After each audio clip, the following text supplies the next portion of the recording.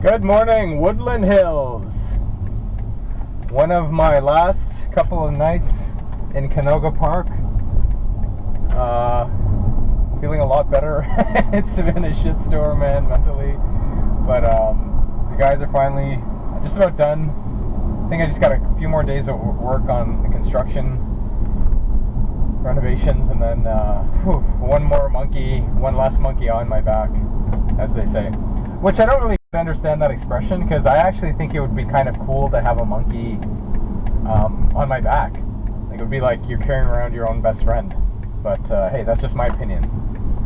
So today is Monday. I think it's the 19th or 20th. I don't even know anymore. It's some day of the month. A little bit overcast. A lot of people are complaining about, why the weather is the way it is, like deep, especially in the San Fernando Valley, especially in Woodland Hills, which has a microclimate of, it's so bad that even NASA did a study on it. True story. So if you're not familiar with the Woodland Hills area, Woodland Hills gets exceptionally hot, as in, like, even 2 miles away, it'll be, 10 or 15 degrees Fahrenheit cooler than Woodland Hills. So, but Woodland Hills gets even, just gets extra hot. But anyhow, this has been a really fun few months, because, the heat would just start searing in, middle to late April, May, your car's already melting. By June, your air conditioning bill has, gone through the roof. But here we are on the second half of June, and it's, still jeans and shirt weather, if not a jacket. And I don't know. I don't care what anybody else says. I love it. Especially being from Canada, I was actually getting quite exacerbated with the non-stop sun and heat. Like, I know it sounds cool when you're visiting here because you're on vacation, some of you, and that's nice because maybe you're coming from a cold climate or a climate where it's got 4 seasons, heaven forbid. But having one single season all year isn't as fun as you think it is, at least for a guy like me that comes from 4 seasons. It is nice to have some clouds every now and then. It is nice to have a little bit of rain every now and then. So anyway, that's what's up. That's my new saying, by the way. That's what's up. So, just heading to the other house. It's interesting. I want to talk to you a little bit more about what I started to the other day, which is, living your best life and pursuing too many things at once, and all these pressures to do more and have more. So I just wanted to finish that off, because this whole experience right now that we've gone through with getting a new place and everything. I thought, let's get a dream home, and little did I think getting a dream home, the process would be a nightmare. And it wasn't just the lack of inventory. It was okay, here we go. Watch ahead of me. See how this guy's just stopped in the middle of a main street with their blinker on? That's really great. That's really great. Anyhow, so there used to be a day where probably buying a home and moving was this nice thing, but times have changed. It's there's not a lot for sale. You can't get everything you want all the time, because what you want may not be available, especially in this climate. Not a lot of things are coming on the market to begin with, because what's happening is the higher interest rates are causing people to hold off on selling, because they themselves would have to step into another house and be stuck with a high interest rate on a new property. Similarly, people that may have paid off homes that are already paid off, for example, they similarly don't want to sell, because since the market's cooled off a little bit, they don't want to sell for anything less than top dollar and take less than they could get if they wait for things to pick back up. So it's a funny spot we're all in, but none of that even matters. The point is being content where you are, and not taking on more than you can handle. And I tend to do that myself a lot. When I moved here, and after I started practicing law, and all these opportunities would come up to do this, that, and the other, I would jump on them. Opportunities to invest in this business or that business, or get a property here or whatever. Like, I was like a kid in a candy store, I guess, or a crack addict in a crack house. I saw all these opportunities, and coming from where I came from in Canada, in Ottawa, there weren't a lot of opportunities like that. Ottawa's a very like federal government city where you work for the government, you put in your time, 20, 25 years, then you pension out, and you go travel. And you know what? I used to criticize that, but now that I look back on it and I look at my friends, they're back in Ottawa, they're pretty happy, and they all look the same way they did. They didn't age a minute from 20 to 25 years ago. And that says a lot. That says a lot to just keeping a life simple and whatever. I, on the other hand, probably watched too much TV and wanted to do all these crazy things and baller stuff. And, I thought maximizing my potential I thought that meant, having a bunch of successful businesses and real estate or whatever. And if I could do it all again, I just would have kept things simple. The experiences, I know, I've done it now. I don't think there's much except for some places I want to travel. I've done pretty much everything I've set out to do.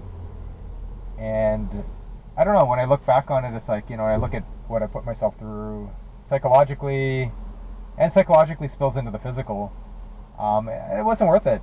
It just wasn't. I knew what made me happy in life, and that was, the freedom of traveling and experiencing new things. And I've been able to do that quite a bit, more than anybody I kind of know. But I think I could have done that without the opposite of being, stressed and aggravated. But that's why they say hindsight's 20/20, and experience is the best teacher.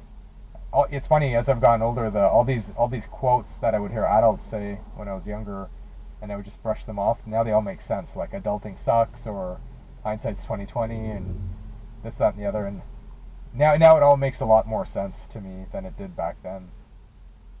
So maybe what I'm saying to you won't mean jack until years down the road too.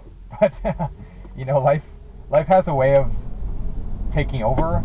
And one thing I will say is, learn how to control your day and learn how to control life. Don't let it control you. Yes, stuff is going to happen that is, of course, outside of your control.